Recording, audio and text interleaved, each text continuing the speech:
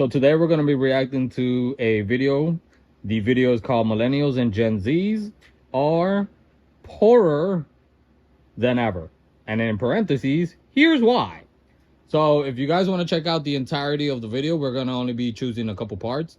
The channel is called Humphrey Yang. Humphrey Yang. So go check that out. So with that being said, let's get right into it. For younger generations, the cost of living has increased so much that they have 86% less purchasing power than the baby boomers did when they were in their 20s. Now, baby boomers are defined as anyone born from the years 1946 to 1964. And for those boomers, they lived during a time where life was much cheaper, including houses, cars, and education. Yet we hear all the time that younger generations have a ton of flaws, like they're super lazy, or they spend all their money on avocado toast. And there's a constant debate of whether or not younger generations are weaker than the older ones. Well, I took a look at the data and I wanted to know if they were actually having a hard time financially, or was it just the fact that TikTok is rotting their brains and thus their ability to make money. White muffin with 2 extra shots, 2 extra scoops of vanilla soft top and caramel drizzle, and extra sugar sprinkles. Yeah, that's me.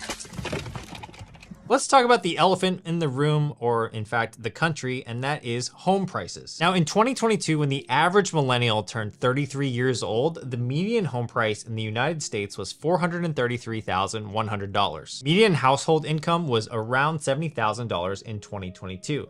That means if you took 100% of the median income in 2022 and put it towards a home, it would take you roughly 6.11 years of your wages to buy that house outright. Now, of course, that's actually unrealistic. No one's going to take 100% of their income and just go buy a house with it. However, it serves as a really good benchmark metric. Now we can compare how many years of wages previous generations took to buy a house outright compared to what their median income was. And now that's kind of an apples to apples comparison. Now this benchmark metric is going to be called the home to price income ratio. The average baby boomer turned the age of 33 back in the year 1988. That was the first year that Nike came out with the slogan, "Just do it." The Ford Escort was the most popular car at the time.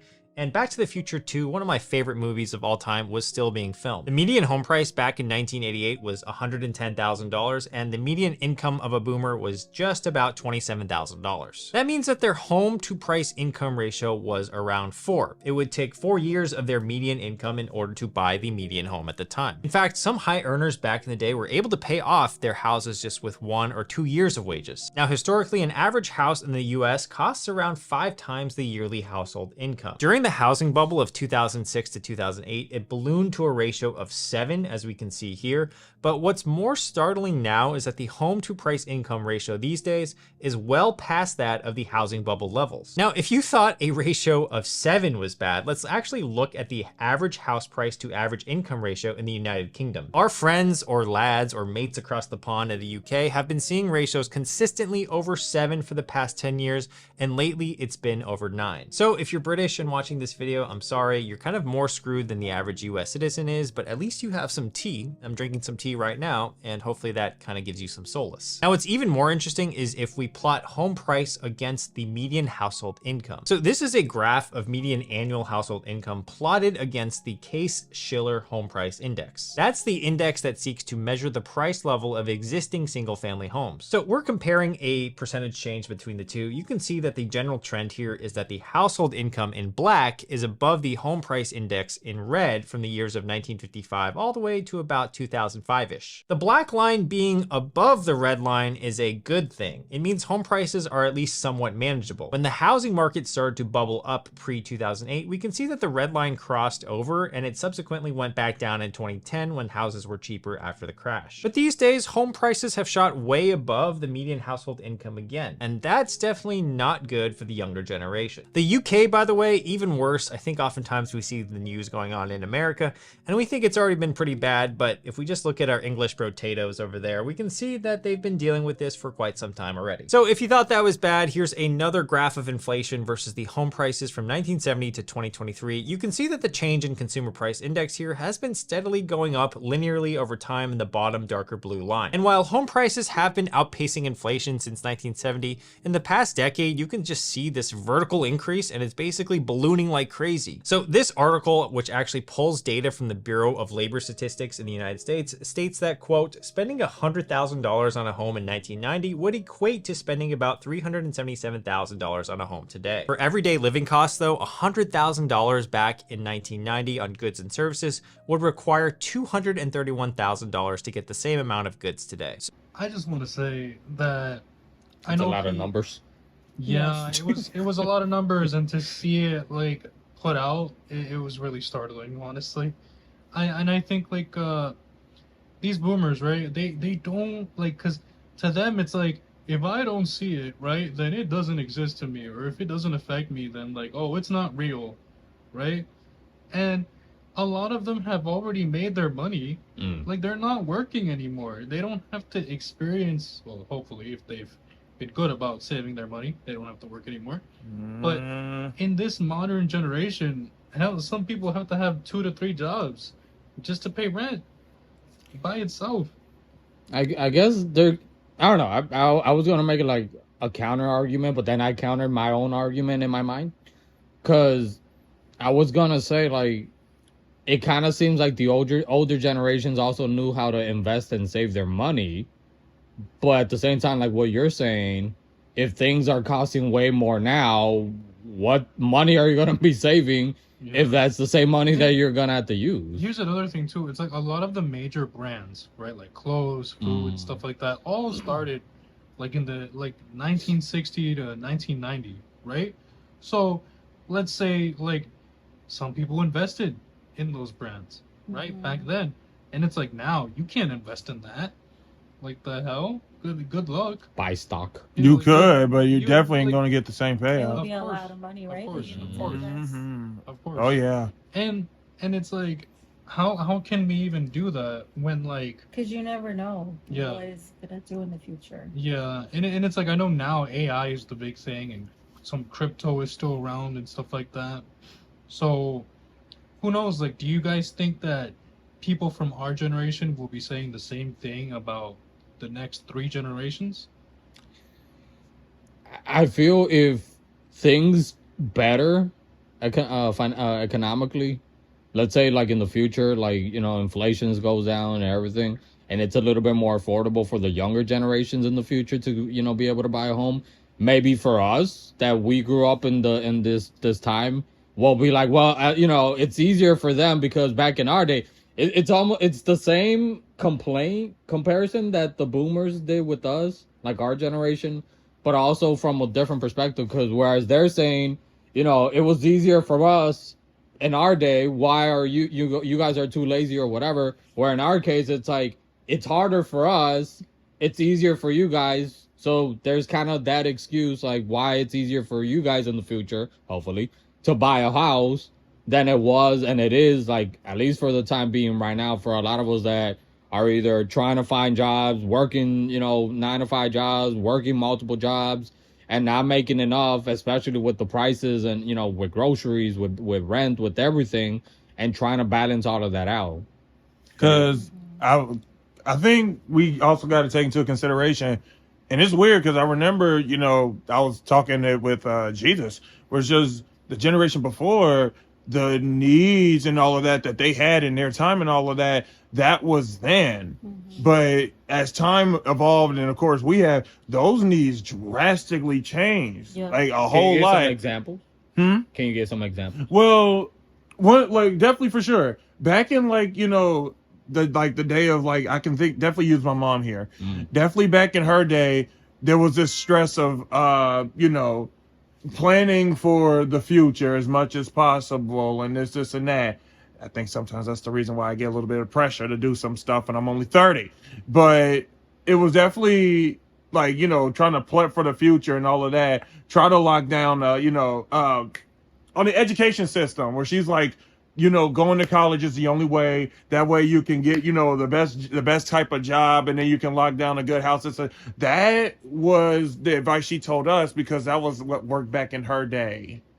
And back then, I don't think the economy definitely was not what it is here and now, where everything is ridiculously expensive. There's way more decisions that you're going to have to make, and trying to plan for the future. I mean, a lot of people these days, we're just surviving paycheck to paycheck. The future is literally just tomorrow. And yet the boomers, they was kind of looking at the future more on the lines of in the next, some years down the line, 5, 10 or something, when on our end, it's sometimes a little bit just like, I just paycheck to paycheck. And a lot of us are on that. So I know that society is a little bit different now than it is back then. And so that might be the reason why it does seem like we're a lot poorer. Now, in some cases, it's also that we got to take responsibility because some of us, we got the money and we just spend it because we can. We get influence. And we are all guilty of that. Like, I will die on that mountain. We are all guilty of doing that at some point.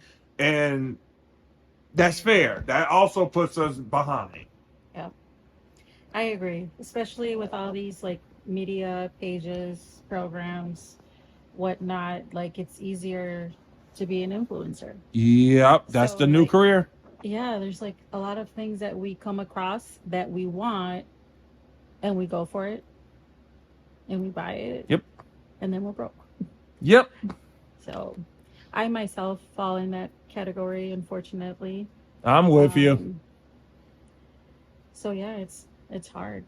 I kind of want to add on to that too. Like, I feel I have to be a wrestling geek right now. Jesus can kind of back me up a little bit on this too. So right now, we've done I think like one video on WWE. Go check that out if you haven't, by the way. But we're both we still somewhat watch WWE shit. Not the point. But a complaint that's been happening right now from fans about the company is the pricing of tickets and how tickets are like to even small events are now going for like 4,000, 6,000, like, a piece and whatever. What? And no, it's true. One complaint that I have, complaint that I have, who's forcing you guys? Yeah. Because the crazy part, for example, like SummerSlam tickets, literally they sold out immediately. So my thing, and not just that, because then you also see in a lot of concerts also, especially like, big time concert like a Beyonce concert. And all that, yeah. where they sell out immediately. So my question to a lot of people who are complaining about that we're poor, in our now generation. So are we selective when we are poor? Are we borrowing, thousands of dollars in order to make this quote unquote, like, that's why I do kind of agree to a certain point. Not every situation is going to be different, but I do feel that a lot of the times we find ourselves in the struggling financial situations. And that, like what Kika said, I can speak on it too, because I felt, especially in my early 20s, I was guilty of doing that, where I didn't know how to manage my money correctly. So I was splurging money the minute that it would come in. And then here comes the first of the month. Oh my God, I'm barely, living paycheck to paycheck. But how are you spending that money also? What are you investing? What are you saving and all that? And I feel that is not really, it's not sexy in our society. It's not sexy about being broke. Like, it's all about in the moment. It's all about, living in the moment. You only live once. YOLO, if the kids, remember that. Oh, come on, man. Back in our day, No, come on. But I feel if there's no accountability in those type of situations, then what do we expect to change also, right? But to also counter even that counter, I want to use the example what a couple months happened when the student debt thing happened. When a lot of these debts, people that were, had been frozen due to the forgiveness or whatever they were called for a lot of the student loan debts, a lot of people were freaking out, especially on TikTok. And then you had a lot of people who didn't either they didn't go to school or they went to school and they were able to afford without, taking out student loans and all that. And they were like, well, why am I going to be paying for, paying taxes for you people that don't know how to, pay for yourselves? And why would you go to school? I think it's also in that area where it's like, you can't just judge one situation because we, let's say like all four of us, you can't judge, if Ian and me and Jesus and Kika, if the four of us were in a similar situation where we're financially struggling, you can't judge all four of us in the same way. Oh, well, they must not know how to invest. Oh, well, why did they take out student loans? Oh, especially in my case, where it's like all of us took different routes. All of us, our lives went different ways. So to also say, well, the younger generation doesn't know how to invest or save money, or they're all splurging money left and right. It's not, you can't just paint all of us in the same lighting. You get me? Like, Fair. I feel even in the older generations, there probably were people who also weren't able to afford their own houses or their own, whatever, until later on, maybe in their lives, or maybe even their children. Like, they had to work on it and pass that on until finally their kids were able to kind of reap from whatever they had sold. So what was I saying? You know what I'm saying. Anybody else? No. So, with that being said, guys, I hope you guys enjoy this small little discussion. Go check out the entirety of the video and go check out that channel. If you haven't already, please subscribe to our channel. Hit that like, share, and download. Add in the comment section respectfully if you guys disagree, agree, if you want to add anything. My name is Richie, here with Finland, Jesus, and Kika. Save your money. Save your money. And your time. Invest. Know how to balance living your life, to the fullest. But also also at the still same taking time, care of responsibility. yeah, remember that. Yeah, we only live once, but you're still going to be here tomorrow, hopefully. So, yeah, be responsible. You can't put YOLO on the bill when the bill collectors come by. The first of the month. You can't tell the landlord that. I got to live in the moment, damn it. But take care, guys. We'll see you guys next time. Bye. Finland.